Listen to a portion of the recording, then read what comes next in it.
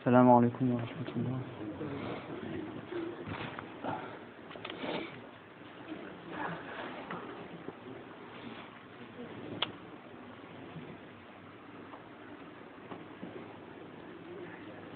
بسم الله الرحمن الرحيم. الحمد لله رب العالمين، له النعمة وله الفضل وله الثناء الحسن، وصلوات الله البر الرحيم والملائكة المقربين على سيدنا محمد أشرف المرسلين وحبيب رب العالمين، وعلى جميع إخوانه من النبيين والمرسلين، وعلى آله وأصحابه الطيبين الطاهرين. اللهم علمنا ما جهلنا وذكرنا ما نسينا وانفعنا بما علمتنا وزدنا علما، وإنا نعوذ بك من حال أهل النار. اللهم أعنا على ذكرك وشكرك وطاعتك وحسن عبادتك، فإنه لا حول ولا قوة إلا بك يا الله يا رحمن يا ذا الجلال والإكرام. أما بعد، فيقول الله تبارك وتعالى في القرآن الكريم: وتعاونوا على البر والتقوى ولا تعاونوا على الإثم والعدوان. فنطبق هذه الآية إن شاء الله تبارك وتعالى في التعاون على البر أي الحسنات، والتقوى هي كما عرفها علماء الإسلام أداء الواجبات واجتناب المحرمات. فشرط التقوى تعلم علم الدين. إذا الشخص المسلم لم يتعلم علم الدين فمستحيل أن يكون من الأتقياء، لأن التقوى هي أداء الواجبات.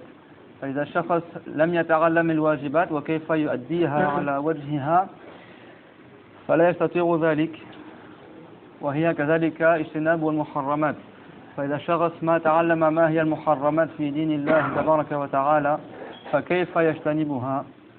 ذلك ورد عن أحد الصحابة وهو حذيفة بن اليمان، كان يقول: كان الناس يسألون رسول الله صلى الله عليه وسلم عن الخير كله، وكنت أسأله عن الشر مخافة أن يدركني.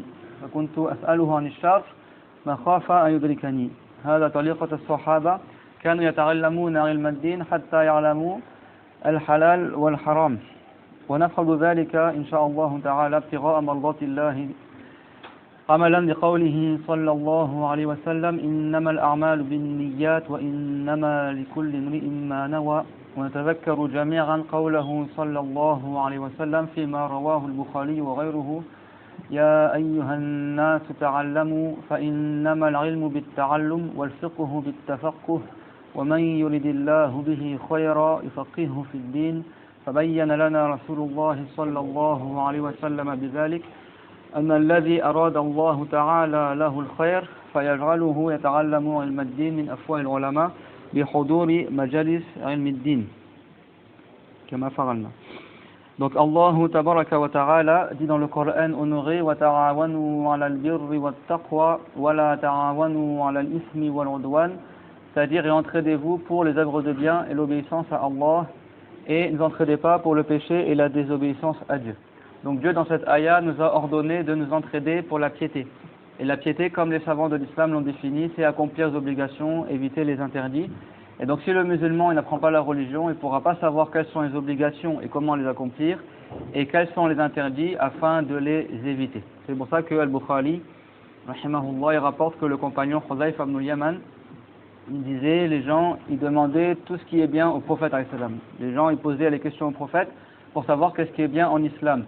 Et ce compagnon l'a dit, et moi je l'interrogeais concernant ce qui est mal, de peur qu'il ne m'atteigne. C'est-à-dire ce compagnon-là, Hudhayfa ibn al-Yaman, il demandait au prophète qu'est-ce qui est mal en islam afin de l'éviter.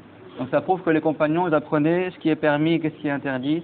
Ils apprenaient la religion, et on se rappelle tous ensemble, Inch'Allah, le hadith d'Al-Bukhari également, et d'autres, que le prophète alayhi salam nous a ordonné d'apprendre la religion de la bouche des savants, et que la science ne viendra que par l'apprentissage, فَإِنَّمَا الْعِلْمُ بِالتَّعَلُّمِ, et qu'il a dit وَمَنْ يُرِدِ اللَّهُ بِهِ خَيْرًا يُفَقِّهُ فِي الدِّينِ, c'est-à-dire celui pour qui Dieu veut le bien, il fasse qu'il apprenne la science de la religion. Donc on prend à partir de là que celui pour qui Dieu veut le bien, il fasse qu'il apprenne la science de la religion de la bouche des gens de science en assistant aux cours de religion.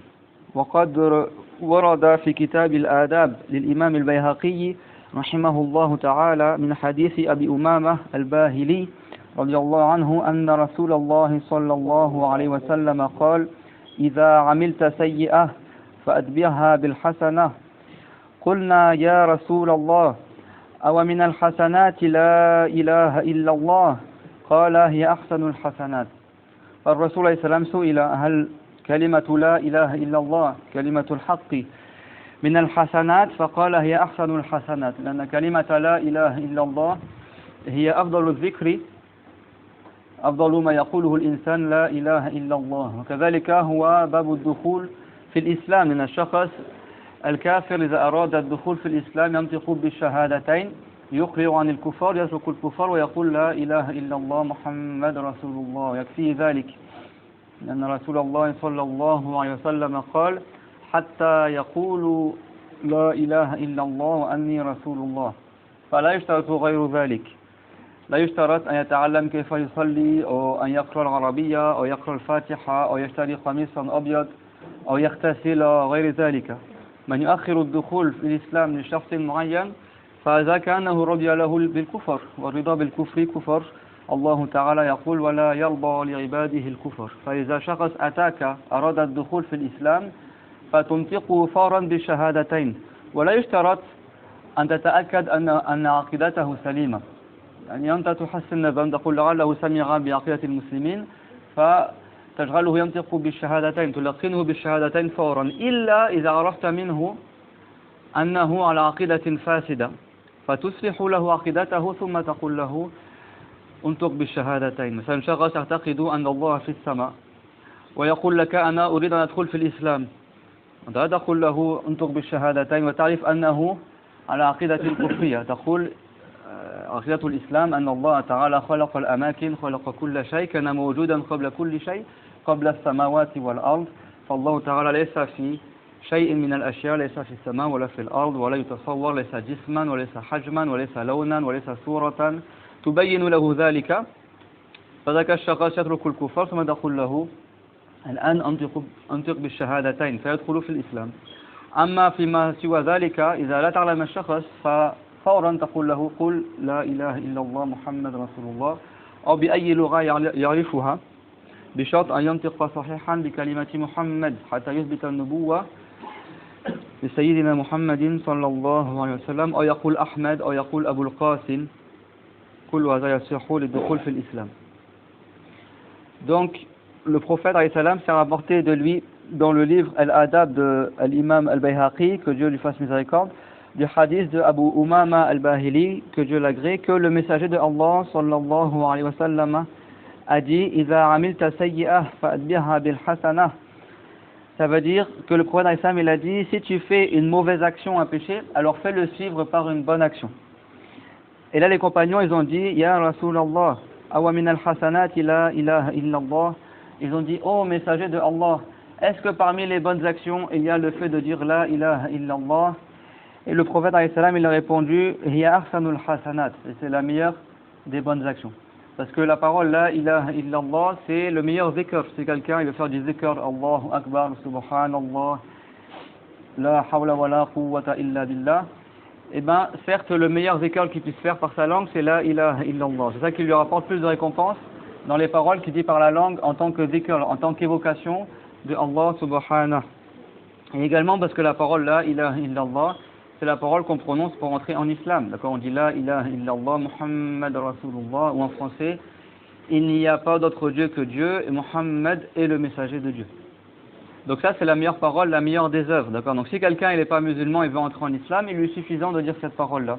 C'est pas une condition qu'il apprenne l'arabe, c'est pas une condition qu'il apprenne à réciter la Fatiha, c'est pas une condition qu'il fasse le roussoul, qu'il se lave avant, c'est pas une condition qu'il achète un chemise blanc ou qu'il fasse une interrogation comme beaucoup d'ignorants, certains ignorants à notre époque ils disent A'ouz billah. Parce que si quelqu'un veut entrer en islam, on n'a pas le droit de retarder son entrée en islam. Si quelqu'un veut entrer en islam aujourd'hui, eh ben on le fait directement témoigner, on lui fait directement prononcer l'attestation de foi. Parce que si quelqu'un retarde l'entrée en islam de quelqu'un, c'est comme s'il accepte pour lui la mécréance. Et accepter la mécrance, c'est de la mécrance. Dieu l'a dit, Wala yarda li ibadihi al-kufr. Dieu n'agrée pas la mécrance pour ses esclaves. Donc si quelqu'un il agrée la mécrance, c'est comme s'il est d'accord avec le fait de n'être pas musulman. Et si quelqu'un il est d'accord avec la mécrance, bah, lui-même il n'est pas musulman. D'accord? Donc c'est pas comme certains ignorants ils font, attends le jour du vendredi, on fera le discours, tu arrives en chemise blanc, et à la fin de la prière du vendredi, quand la mosquée sera remplie, devant tout le monde tu vas témoigner pour entrer en islam. An-Nawawi et d'autres savants ils ont dit si pendant le discours du Jumu'ah, en plein milieu du discours du Jumu'ah, il y avait un non-musulman qui était présent dans la mosquée, et il dit Cheikh, je veux rentrer en islam, et que l'imam il dit attends la fin du discours, An-Nawawi il a dit cet imam-là il n'est pas musulman, il est sorti de l'islam. Parce qu'il a retardé l'entrée en islam, cette personne-là. Il aurait dû couper le discours et lui dire, dis le témoignage, dis la ilaha illallah Muhammad Rasulullah, ou en français, parce que si quelqu'un ne sait pas parler l'arabe, tu ne vas pas lui faire prononcer en arabe, si lui il parle mal l'arabe, ce ne sera pas valable non plus.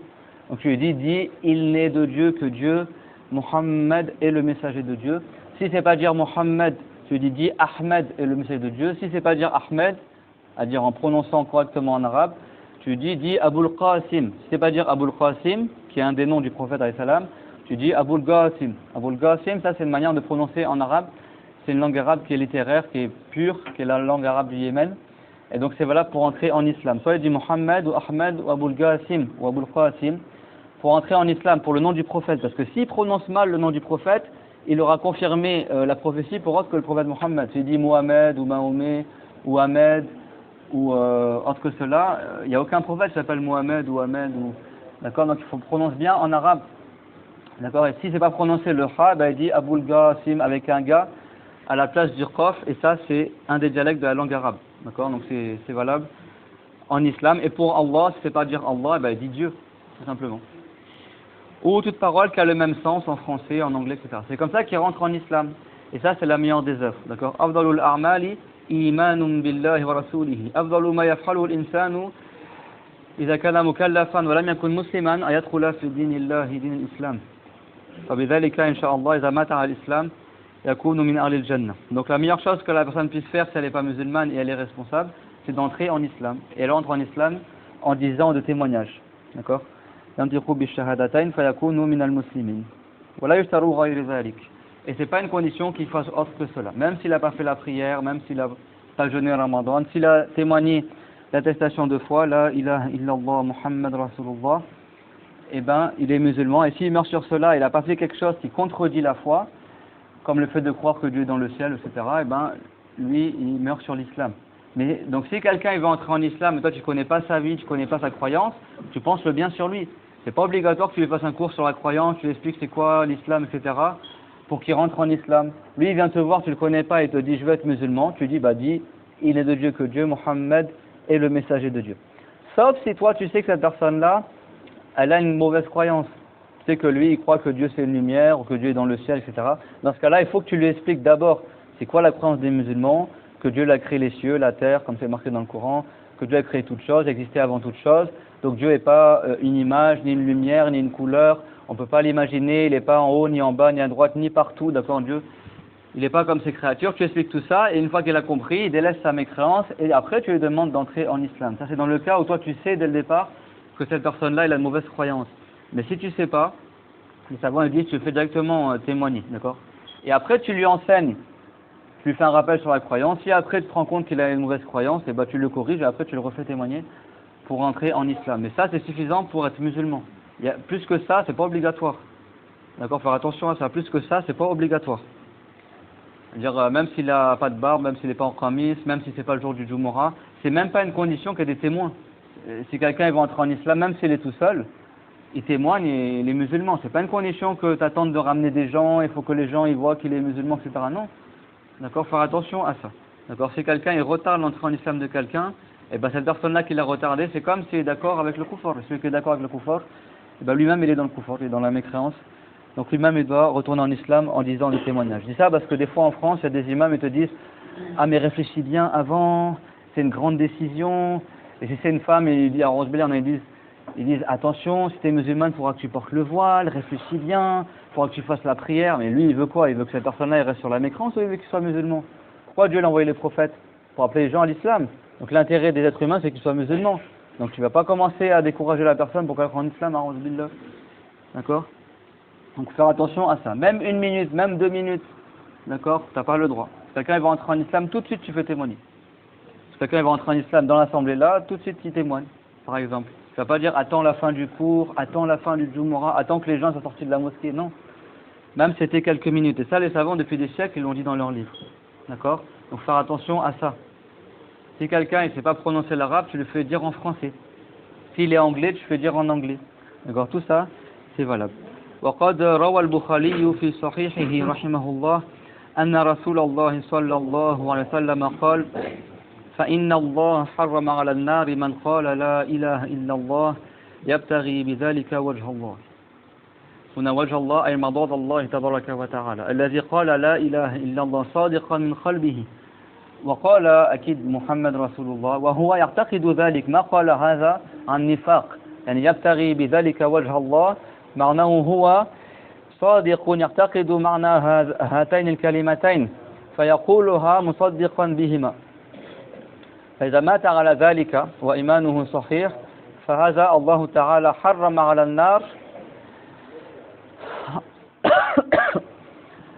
حرم على النار يبقى فيها ذاك المسلم أبدا ليس معنى ذلك أن الشخص إذا مات على الإسلام لابد أن لا يدخل إلى النار لا معناه أنه لا يؤبد في نار جهنم هذا معناه حرم على النار ليس معناه أن لا أحد من المسلمين يدخلون جهنم لأن بعض المسلمين ورد أنهم يدخلون النار الله تعالى قال إن الذين يأكلون أموال اليتامى ظلما إنما يأكلون في بطونهم نارا وسيصلون سعيرا أي يدخلون نار جهنم وكثير من المسلمين في زماننا وقبل زماننا كانوا يأكلون أموال اليتامى ظلما يستعملون أموال الأولاد في غير مصلحتهم فهذا أكل مال اليتيم ظلما وبعض الناس في أيامنا يجمعون أموال الزكوات وأموال الناس بدعوى أنه لليتامى ويأخذونها لأنفسهم ومال الزكاة لا يعطى لمطلق اليتيم إذا لم يكن فقيرا لا يعطى له مال الزكاة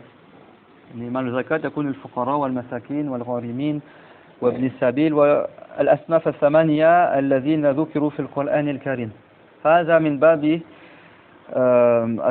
التخوض في مال الله بما لا يحل وهذا حرام بعض المسلمين يفعلون ذلك فيستحقون نار جهنم كذلك سيدنا محمد صلى الله عليه وسلم كما ورد في الحديث الصحيح قال يخرج قوم من أمة محمد من النار بشفاعة محمد فيدل ذلك على أن بعض المسلمين يعذبون في نار جهنم فهذا الحديث ليس معناه أن لا أحد من المسلمين يدخل نار جهنم إنما لا أحد من المسلمين يتأبد في نار جهنم ومنهم من مات وآخر كلامه لا إله إلا الله ومن قال لا إله إلا الله يبتغي بذلك وجه الله. Et également dans le hadith rapporté par Al-Bukhari, le prophète alayhi salam il a dit certes Dieu il a interdit à l'enfer de garder éternellement celui qui dit la ilaha illallah et il recherche par cela l'agrément de Allah. D'accord? En arabe on dit wajhullah et le mot wajh en arabe ne veut pas dire que visage. D'accord? Ici wajhullah ça veut dire ce vers quoi ce que tu recherches, c'est-à-dire l'agrément de Allah. D'accord? Parce que Dieu c'est pas un corps, c'est pas un être humain, il n'a pas de visage. Quand on dit wajhullah, des fois ça veut dire la qibla, parce que la qibla c'est une wijha, c'est une direction agréée par Dieu, donc on appelle la direction de Dieu dans le sens honoré par Allah, donc on dit wajhullah. Et également l'agrément de Dieu c'est quelque chose vers lequel on se dirige, au sens figuré, c'est quelque chose qu'on recherche, donc on l'appelle aussi wajhullah. Et également l'être de Allah, on l'appelle wajhullah. Wa yabqa wajhu rabbika dhul jalali wal ikram ay dhatu rabbika.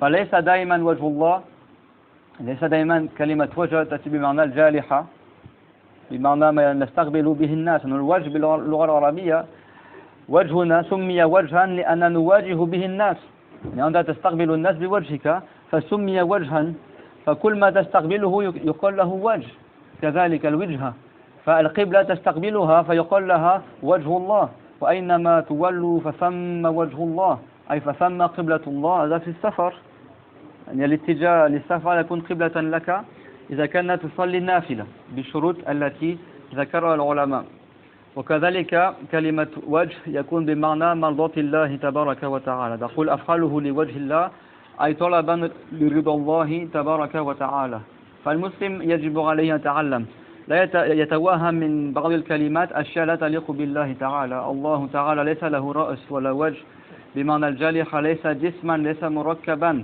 ليس حجما ليس حجما لطيفا كالنور والظلام ولا حجما أو جسما كثيفا كالسماوات والأرض بل قال الحمد لله الذي خلق السماوات والأرض وجعل الظلمات والنور فالله تعالى خلق السماوات والأرض فليس كالسماوات والأرض وخلق الظلمات والنور فليس كالظلام وليس كالنور وإنما معنى قوله تعالى الله نور السماوات والأرض كما قال ابن عباس رضي الله عنه أي الله تعالى هادي على السماوات والأرض هو الذي خلق الإيمان في قلوب الملائكة الذين هم سكان السماوات العلى وهو الذي خلق الإيمان وأرشد بعض البشر والجن في الأرض فهو هادي السماوات والأرض أي هادي على السماوات والأرض فهو نور السماوات والأرض النور يطلق بمعنى الإيمان وبمعنى الهدى أو تقول الله منير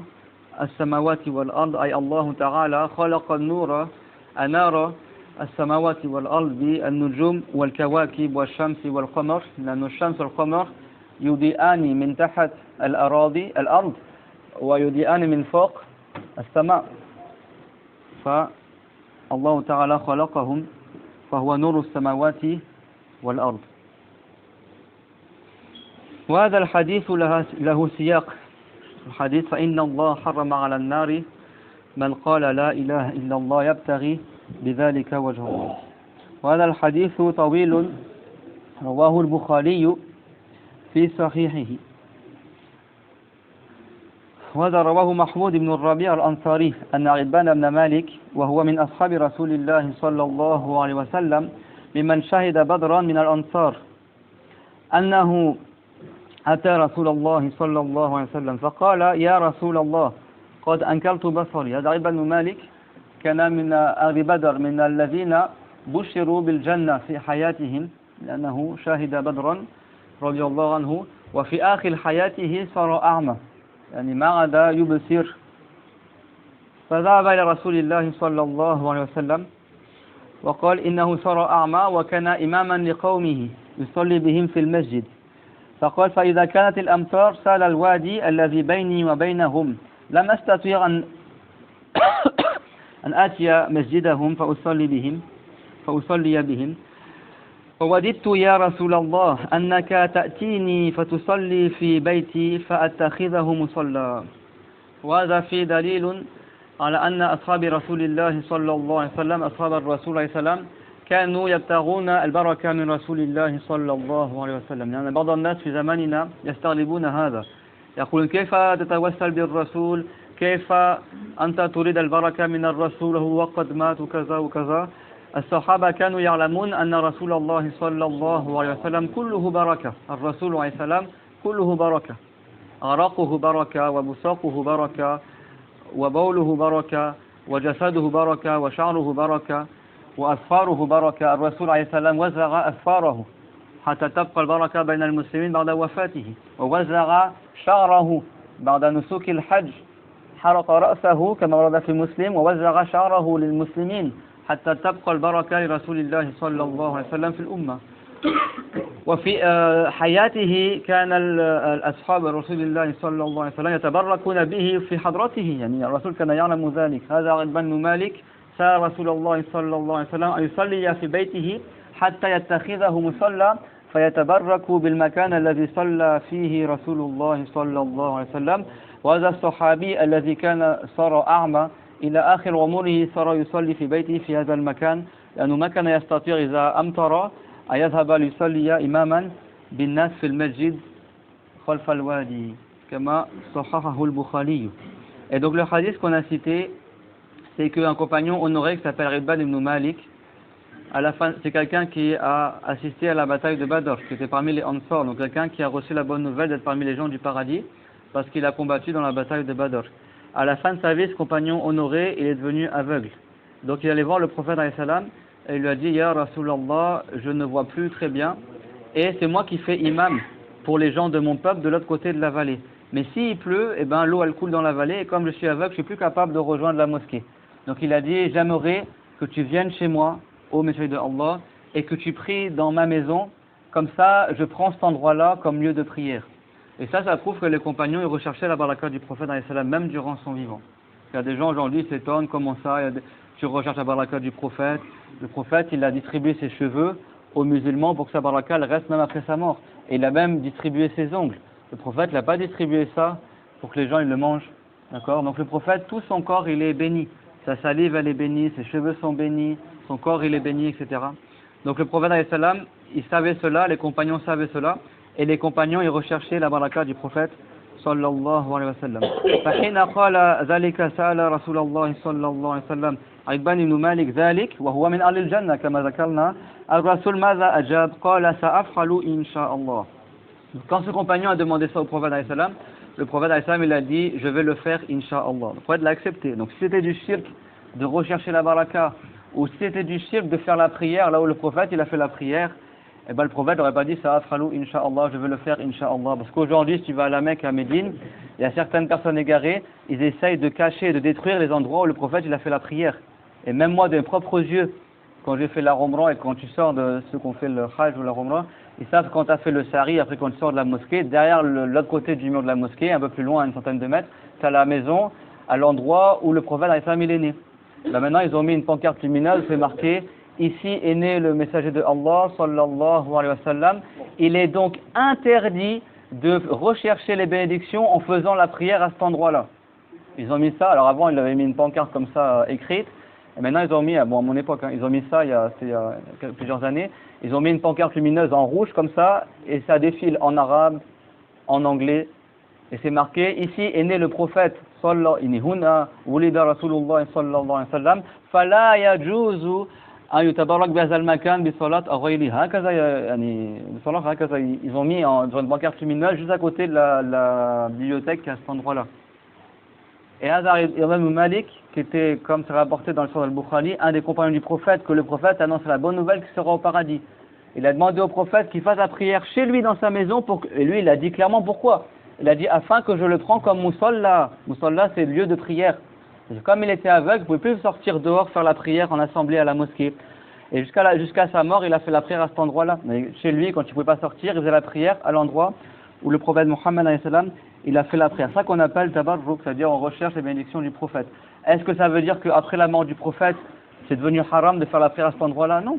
D'accord, le prophète sait très bien que ça va rester. D'accord, donc la personne musulmane, si elle recherche des endroits où le prophète a fait la prière pour y faire la prière, c'est quelque chose de bien que les compagnons eux-mêmes ont fait. قال عتبان فغدا رسول الله صلى الله عليه وسلم وأبو بكر حين ارتفع النهار فاستأذن رسول الله صلى الله عليه وسلم فأذنت له فلم يجلس حتى دخل البيت ثم قال أين تحب أن أصلي من بيتك؟ قال فأشرت إلى ناحية من البيت فقام رسول الله صلى الله عليه وسلم فكبر فقمنا فصفنا فصلى ركعتين ثم سلم قال فحبسناه على خزيرة صنعناها له قال فناب في البيت إلى آخره يعني إلى آخر الحديث. يعني دخل أناس إلى البيت فصاروا يتكلمون فقال قائل منهم أين مالك ابن الدخيش أو ابن الدخشون فقال بعضهم ذلك منافق لا يحب الله ورسوله فقال رسول الله صلى الله عليه وسلم لا تقل ذلك ألا تراه قد قال لا إله إلا الله يريد بذلك وجه الله يعني أنت حسن الظن به أليس يقول لا إله إلا الله أنت ما سمعت منه كفر كيف تقول هو منافق يعني ليس مسلما إنما يتظاهر بالإسلام فالرسول قال ألا ترى أنه يقول لا إله إلا الله يريد بذلك وجه الله فقال ذاك الشخص الله ورسوله أعلم قال فإنا نرى وجهه ونصيحته إلى المنافقين قال رسول الله صلى الله عليه وسلم فإن الله قد حرم على النار من قال لا إله إلا الله يبتغي بذلك وجه الله. هذا سياق الحديث. ليس معناه إذا شخص كفر أمامك يقول الله في السماء والله مثلنا ثم يقول لا إله إلا الله تقول أنا لا أكفره لا أقول هو كافر أنه يقول لا إله إلا الله. أليس في أيام الرسول عليه السلام الرسول وهو على المنبر قال في المسجد فلان ابن فلان اخرج من المسجد فإنك منافق فلان وفلان اخرج من المسجد فإنك منافق وكانوا يصلون خلف الرسول صلى الله عليه وسلم وكانوا يقولون لا إله إلا الله لكن كانوا لا يبتغون بذلك وجه الله ما كانوا يريدون بذلك مرضاة الله تبارك وتعالى فلذلك الرسول قال يبتغي بذلك وجه الله أي لا ليس منافقا لا يقول هذا إرضاء للمسلمين إنما يقوله صادقا من قلبه. Donc la fin du hadith c'est que le prophète alayhi salam il est venu le lendemain le matin avec Abu Bakr lorsque la journée elle a commencé il est parti avec Abu Bakr à la maison de Ribah ibn Malik et le prophète a demandé l'autorisation de rentrer chez Ribah ibn Malik. Le bon comportement du prophète alayhi salam qu'il a visité ce compagnon qui était aveugle et a demandé l'autorisation de rentrer chez lui. Le compagnon il lui a autorisé et il a dit le messager de Allah ne s'est pas assis jusqu'à qu'il est venu, il m'a dit où est-ce que tu veux que je fasse la prière. Donc le compagnon il a montré un coin de la maison et le prophète il a fait la prière. Il s'est mis là-bas et les compagnons ils sont mis en rangée et le prophète a fait 2 raka et après il a passé le salam. Et après il y a des gens qui sont entrés dans la maison et ils ont commencé à discuter tout ça, beaucoup de gens. Et un d'entre eux il a dit il est où Malik ibn Dukhayshin ou Malik ibn Dukhshun. Et là il a répondu, il a dit oh lui c'est un munafiq, c'est un hypocrite, il fait semblant d'être musulman mais il n'est pas musulman. Et là le prophète l'a entendu, il a dit ne dis pas cela. Il a dit ne vois-tu pas que cette personne-là elle dit la ilaha illallah et il recherche par cela l'agrément de Dieu. Et après la personne l'a dit Dieu c'est plus que tout autre et son messager c'est plus que nous, mais nous ce qu'on voit de lui c'est que son visage et ses conseils sont tournés vers les hypocrites, vers les gens qui font croire qu'ils sont musulmans alors qu'ils ne sont pas musulmans. Et le prophète après il a répondu en disant فَإِنَّ اللَّهَ حَرَّمَ عَلَى النَّارِ فَإِنَّ اللَّهَ حَرَّمَ عَلَى النَّارِ مَنْ قَالَ لَا إِلَهَ إِلَّا اللَّهِ يَبْتَغِي بِذَلِكَ وَجْهَ اللَّهِ. Ça veut dire et certes Dieu il a interdit à l'enfer de garder éternellement celui qui dit la ilaha illallah et qui recherche par cela l'agrément de Dieu. C'est ça le contexte du hadith. Donc on prouve quoi? Que si quelqu'un dans son cœur il a la croyance de l'islam et il meurt sur la ilaha illallah Muhammad Rasulullah, il ne sera jamais éternellement en enfer. C'est possible qu'il rentre en enfer pour certains péchés que Dieu ne lui a pas pardonnés, mais il ne sera pas éternellement. D'accord? En revanche, on comprend quoi également? Que si quelqu'un dit la ilaha illallah, mais il est hypocrite dans son cœur, il ne croit pas en la croyance de l'islam, on ne dit pas ah non mais lui il dit la ilaha illallah donc pour moi lui c'est un musulman même s'il a une mauvaise croyance parce qu'il dit la ilaha illallah donc c'est un musulman. Ben non, le prophète il a dit yabtari bidhalika wajhallah. Il recherche par cela l'agrément de Dieu. Donc si quelqu'un il n'a pas la bonne croyance, ben lui il n'est pas agréé par Allah. D'accord? Donc même s'il dit la ilaha illallah et qu'il meurt sur autre que l'islam, eh ben il ira en enfer pour l'éternité. Et on termine par un hadith qui montre également que les compagnons faisaient le tabarruk par le prophète Muhammad sallallahu alayhi wa sallam. C'est un hadith qu'a apporté dans le Sahih de Muslim de Anas ibn Malik qu'il a dit que كان النبي صلى الله عليه وسلم يدخل بيت أم سليم فينام على فراشها وليست فيه قال فجاء ذات يوم فنام على فراشها فأتت أم سليم فقيل لها هذا النبي صلى الله عليه وسلم نام في بيتك على فراشك قال فجاءت وقد عرق واستنقع عرقه على قطعة أديم. الرسول كان ينام على فراش من جلد فعرق من الحر فاجتمع عرقه على الفراش من جلد ففتحت عتيدتها فجعلت تنشف ذلك العرق فتعصره في قواريرها فاستيقظ الرسول عليه السلام النبي فقال ما تصنعين يا أم سليم فقالت يا رسول الله نرجو بركته لصبياننا فقال أصبت. الرسول يقول أصبت. ماذا قالت؟ نرجو البركة من عرقك يا رسول الله. كانت تنشف العرق ثم تكسر القماش في القنينة ثم تخلط العرق بالطيب أو بالأشياء وتبتغي بذلك البركة من رسول الله صلى الله عليه وسلم. ماذا قال الرسول؟ ما قال ذا الشرك كفرت وتوبي إلى الله قال أصبت يعني أنت أصبت الحق. Donc on termine le cours par ce hadith-là rapporté par Muslim de Anas ibn Malik, qui était le fils de Sulaym, qui raconte que des fois le prophète alayhi salam, il allait chez lui quand sa mère n'était pas là, quand Sulaym n'était pas là. Le prophète des fois il allait chez elle et il dormait sur le matelas de Sulaym qui était un matelas en cuir. Et une fois le prophète alayhi salam, il est venu chez Anas ibn Malik qui était le serviteur du prophète. Donc elle a accepté que le prophète venait chez elle bien sûr. Et une fois le prophète il s'est endormi dans le matelas de Ibn Sulaym qui était un matelas de cuir et comme il faisait chaud il a commencé à transpirer et sa transpiration elle s'est agglomérée sur le matelas de cuir et donc quand Sulaym allait rentrer chez elle, Anas elle est venu la voir, il a dit il y a le messager de Allah qui dort dans ton lit Et donc quand Sulaym elle a vu que la transpiration du prophète elle coule sur le matelas de cuir, on a dit que tout le prophète il est pur et il est béni et sa transpiration elle n'est pas une mauvaise odeur, elle est bénie aussi. Et bien qu'est-ce qu'elle a fait elle? Elle a pris un morceau de tissu, elle a commencé à éponger la transpiration du prophète et après elle a essoré le morceau de tissu dans des bouteilles à elle pour avoir récupéré la transpiration du prophète. Et quand elle a fait ça, le prophète ça l'a réveillé. Donc il s'est réveillé, elle a dit mais qu'est-ce que tu fais ô Sulaym, Mata tasnarina ya Sulaym? Et elle a dit je récupère ta transpiration. Et elle a dit nalju minhu barakata li sibyanina. On espère de cette transpiration là la baraka, les bénédictions pour nos enfants. Le prophète il n'a pas dit kafalti, t'as fait du shir, comment ça tu récupères la transpiration pour faire le tabarruk? Qu'est-ce qu'il a répondu le prophète? Il a dit asabti. Il a dit tu as fait juste. Et ça c'est un hadith sahih rapporté par Al-Bukhari, par Muslim. Et le premier hadith il est rapporté par Al-Bukhari. Il y a beaucoup de hadiths autres que cela.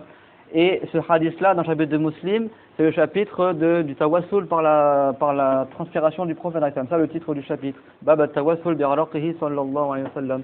Donc, il n'y a aucun intérêt à porter à ces gens-là, à notre époque, qui disent que c'est haram de rechercher la bénédiction du prophète, ou que c'est haram de faire le tabarruk, le tawassul. L'altifat ila haula illadhina yuharrimuna hadha, fa innahum la yadruna. علم الدين لا يدرون ما ورد في حق أصحاب رسول الله صلى الله عليه وسلم. Et ça, c'est deux choses qui ont été faits en présence du prophète. Donc si c'était du shirk ou haram, le prophète il n'aurait pas dit que c'est quelque chose de bien. D'accord? Wa akhiru da'wana alhamdulillahi rabbil alamin. Sallallahu ala sayyidina Muhammad. On demande à Allah qu'il fasse qu'on persévère dans les assemblées de sciences de la religion, qu'on prenne la science de manière correcte de la bouche des gens de science et pas simplement en lisant dans les livres.